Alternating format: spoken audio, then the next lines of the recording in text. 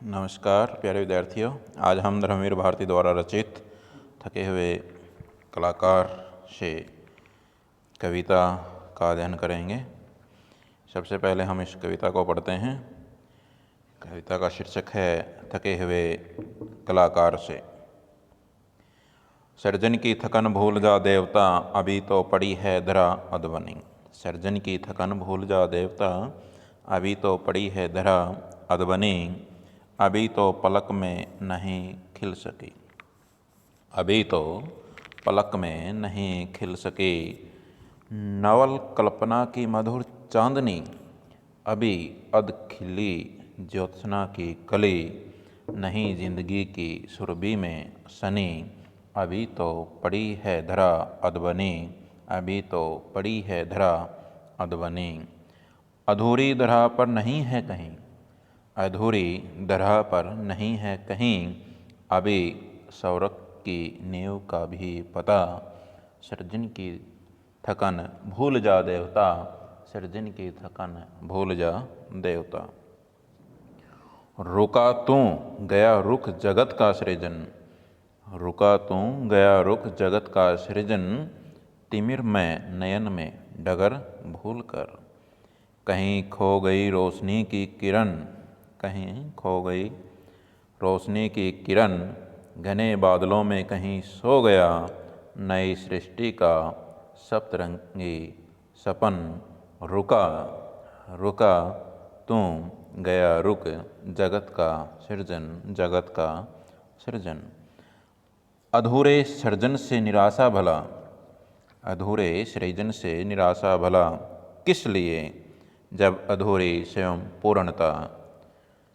सृजन की थकन भूल जा देवता, सृजन की थकन भूल जा देवता। प्रलय से निराशा तुझे हो गई, प्रलय से निराशा तुझे हो गई। सिसकती हुई सांस की जालियों में सबल प्राण की अर्चना खो गई। थके बाहुओं में अधूरी प्रलय और अधूरी सृजन योजना खो गई, और अधूरी सृजन योजना खो गई। प्रलय से निराशा तुझे हो गई, इसी धवंस में मूर्छता सी हो कहीं। पड़ी हो नई जिंदगी क्या पता, पड़ी हो नई जिंदगी क्या पता। सृजन की थकन भूल जा देवता, सृजन की थकन भूल जा देवता। तो ये हमने कविता पढ़ी है। अब हम इस कविता की प्रसंग व्याख्या करते हैं। थके हुए कलाकार से कविता डॉक्टर धर्मवीर भारती द्वारा रची गई एक महत्वपूर्ण कविता है, जिसमें कवि ने निरंतर सृजन करने की प्रेरणा दी है। कवि है वो कलाकार को सृजन का देवता मानता है। जो कलाकार है उसे निर्माण करने वाला देवता स्वीकार किया है। कलाकार लगातार कार्य करके थक गया है, कुछ विश्राम करना चाहता है, किंतु कवि उसे प्रेरित करता है। अर्थात कवि उस कलाकार से कहता है कि हे देवता, तुझे अभी रुकना नहीं है, तेरा जो कार्य है अभी शेष है, क्योंकि अभी तक तो इस पृथ्वी का भी विकास नहीं हुआ है। ये जो धरती है ये भी अविकसित है, और तुम्हें जब तक नहीं रुकना है, जब तक तुम अपनी मंजिल को प्राप्त नहीं कर लेते हो, अपने उद्देश्य को प्राप्त नहीं कर लेते हो। तो ये इस कविता का मुख्य भाव रहेगा। सृजन की थकन भूल जा देवता, अभी तो पड़ी है धरा अधबनी। यहाँ जो कवि हैं कलाकार को देवता के नाम से पुकारता है और निर्माणकर्ता को कहता है कि हे देवता, आप अपनी जो थकान है उस थकान को भूल जाइए। क्योंकि जो सृजन करता है वो लगातार कठोर परिश्रम करते हुए थक गया है, विश्राम करना चाहता है, लेकिन कवि उसे कहता है कि आपको रुकना नहीं है, अभी आपको और आगे जाना है, क्यों जाना है? अभी तो पड़ी है धरा अधबनी, क्योंकि अभी तक तो पृथ्वी का विकास भी नहीं हुआ है, ये भी अविकसित है। तो इसलिए अपनी थकान को भूलकर तुम निरंतर अपना काम करते रहो, आगे बढ़ते रहो। अभी तो पलक में नहीं खिल सकी नवल कल्पना की मधुर चांदनी, अभी अधखिली ज्योत्सना की कली, नहीं जिंदगी की सुरभि में सनी, अभी तो पड़ी है धरा अधबनी। तो कवि कलाकार से कहते हैं कि इस धरती पर बहुत से कार्य अधूरे पड़े हैं और इस धरती को मानव जाति के लिए तुम्हें उपयोगी बनाना है। अभी इस धरती पर रहने वाले लोगों की आंखों में नई कल्पनाओं की मधुर और कोमल चांदनी भी नहीं खिल सकी है।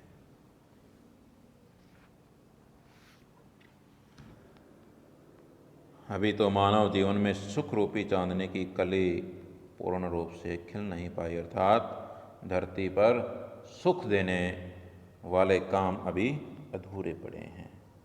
अभी तो पड़ी है धरा अधबनी, कि अभी तो ये जो धरती है ये अभी अविकसित है, इसका पूर्ण रूप से विकास नहीं हुआ है। इसलिए तुम्हें थकना नहीं है, रुकना नहीं है, लगातार अपना काम करना है और मानव जाति के लिए ऐसे काम करने हैं जो उनके लिए उपयोगी हो। उन लोगों ने जो अपनी आंखों में नई कल्पनाओं और कोमल चांदनी के सुख देखे थे, उन कामों को आपको करने हैं। तो इसलिए आपको थकना नहीं है। अधूरी धरा पर नहीं है कहीं अभी सौरभ की नींव का भी पता, सृजन की थकन भूल जा देवता, सृजन की थकन भूल जा देवता।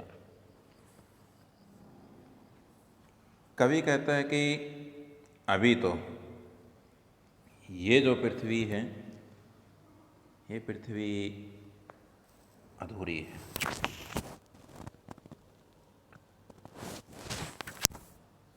क्यों अधूरी है? क्योंकि इसमें अभी जीवन में प्रसन्नता रूपी जो सुगंध है वो नहीं आ पाई है। ये पृथ्वी अधूरी है और इस अधूरी पृथ्वी पर कहीं भी किसी भी प्रकार के सुख देने वाले कार्य नहीं हैं, वो अभी अधूरे पड़े हैं। अर्थात ये जो आदि अधूरी धरती है तुम्हें उसे स्वर्ग बनाना है, किंतु अभी तक धरती पर स्वर्ग की नींव भी नहीं रखी गई है।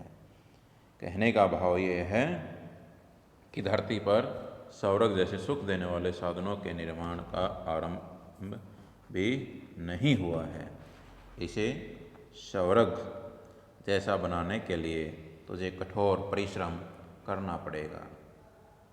इसलिए सृजन की थकन भूल जा देवता, अपनी थकान को भूलकर लगातार नव निर्माण में लग जा।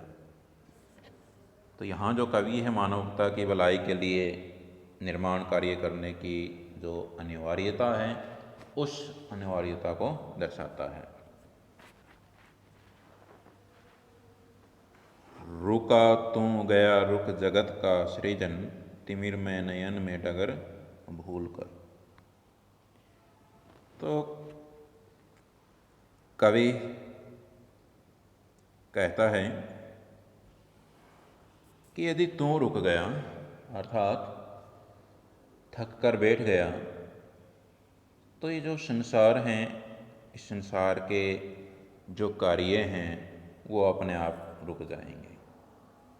तो थक कर बैठ जाता है तो अंधकारपूर्ण आँखों से जीवन के विकास के मार्ग भूलकर प्रकाश की समस्त किरणें कहीं भटक जाएंगी। अर्थात कहने का भाव ये है कि हे कलाकार, हे देवता, जो तूने कार्य पहले किया था अगर अब तू थक कर बैठ गया तो पहले किया हुआ कार्य भी व्यर्थ चला जाएगा। इसलिए तू रुक मत, अपना काम लगातार करते रहना। कहीं खो गई रोशनी की किरण घने बादलों में, कहीं सो गया नई सृष्टि का सप्तरंगी सपन, रुका तू गया रुक जगत का सृजन। कवि कहता है कि मानव ने जो सपने देखे थे रंग बिरंगी दुनिया के, रंग बिरंगी दुनिया बनाने के, वे कहीं घने बादलों की छाया में खोकर समाप्त न हो जाएं। अर्थात कहता है कि मानव ने बहुत सारे सपने देखे थे नई दुनिया के, वे कहीं घने बादलों की छाया में खोकर समाप्त हो जाएंगे। रुका तो गया रुक जगत का सृजन। इसलिए हे कलाकार, यदि तू थक कर बैठ गया तो संसार के नव निर्माण के कार्य अपने आप रुक जाएंगे। अधूरे सृजन से निराशा भला किस लिए, जब अधूरी स्वयं पूर्णता सृजन की थकन भूल जा देवता। अभी जीवन में अधूरापन है, तेरा निर्माण कार्य भी अधूरा है, किंतु तुम्हें इससे निराश होने की आवश्यकता नहीं है, क्योंकि पूर्णता भी सदा अधूरी रहती है। इसलिए हे निर्माण के देवता कलाकार, तो अपनी थकान को भूलकर और लगातार निरंतर निर्माण कार्य करता हुआ आगे बढ़ता चल। तो यहाँ कवि बार बार जो जिस पर बल दे रहा है वह यही है कि पुनः विकास के कार्य में लग जाना। प्रलय से निराशा तुझे हो गई, सिसकती हुई सांस की जालियों में, सबल प्राण की अर्चना खो गई, थके बाहुओं में अधूरी प्रलय और अधूरी सृजन योजना खो गई। तो कवि फिर थके हुए कलाकार को अपने क्रम पथ पर अडिग रहने के लिए प्रेरित करता है और उसे कहता है कि निर्माण पथ पर चलने के लिए तुम्हें विश्राम करने की ज़रूरत नहीं है, बल्कि तुम्हें लगातार अपना कार्य करना है, क्रम करना है, नव निर्माण करना है। तो कवि कहता है कि प्रलय से निराशा तुझे हो गई, सिसकती हुई सांस की जालियों में, सबल प्राण की अर्चना खो गई, थके बाहुओं में अधूरी प्रलय और अधूरी सृजन योजना खो गई। तो निराश कलाकार को उत्साहित करता है कवि और कहता है कि हे कलाकार, हार कर बैठ जाना तेरे लिए उचित नहीं है, ठीक नहीं है। मैं जानता हूँ कि अपने आसपास विनाश को देखकर तू विचलित है, निराशा ने तुझे घेर लिया है। चारों ओर पनपते भ्रष्टाचार, अनाचार की प्रवृत्तियों के सामने तो हिम्मत हार बैठा है। तेरी हर सांस आंसुओं में डूबकी सिसकियाँ ले रही है, तेरे प्राणों की पूजा अर्चना मिट रही है। तू थक गया है और तेरी थकी हुई बाहों में अब निर्माण की सारी योजनाएं खो सी गई हैं। जीवन में आने वाली मुसीबतों, रुकावटों और विपत्तियों रूपी प्रलय से तो निराश हो गया है। हे कलाकार, तुझे अभी निराश नहीं होना है। प्रलय से निराशा तुझे हो गई, इसी धौंस में मूर्छिता हो कहीं, पड़ी हो नई जिंदगी क्या पता, सृजन की थकन भूल जा देवता। कवि कलाकार को कहता है कि जो आसपास का जो वातावरण है, उस वातावरण से तो निराश हो गया है, हताश हो गया है। कहता है कि तेरे लिए उचित नहीं है। जीवन में आने वाली मुसीबतों, रुकावटों, विपत्तियों से तो बहुत ज़्यादा निराश हो गया है। तो कलाकार से कहता है कि इस प्रकार तुझे निराश नहीं होना चाहिए, क्योंकि संभव है कि इस विनाश में ही कहीं नई जिंदगी बेहोश पड़ी हो नई जिंदगी क्या पता।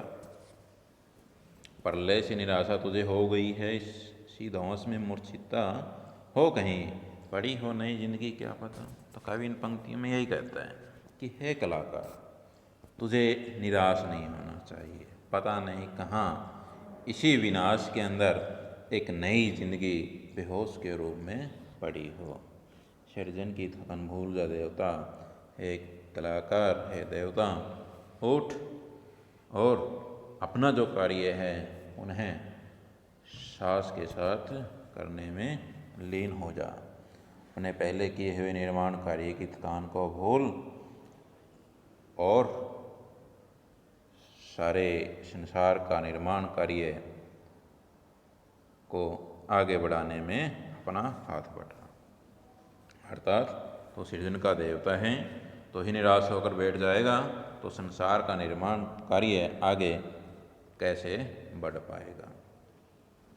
तो ये हमारी कविता है थके हुए कलाकार से, और कवि इस कविता के अंदर लगातार इसी बात पर बल दे रहा है कि मनुष्य को अपना जो काम है वो लगातार करते रहना चाहिए, जब तक करते रहना चाहिए जब तक उसे अपनी मंजिल, अपना उद्देश्य उसे प्राप्त न हो जाए।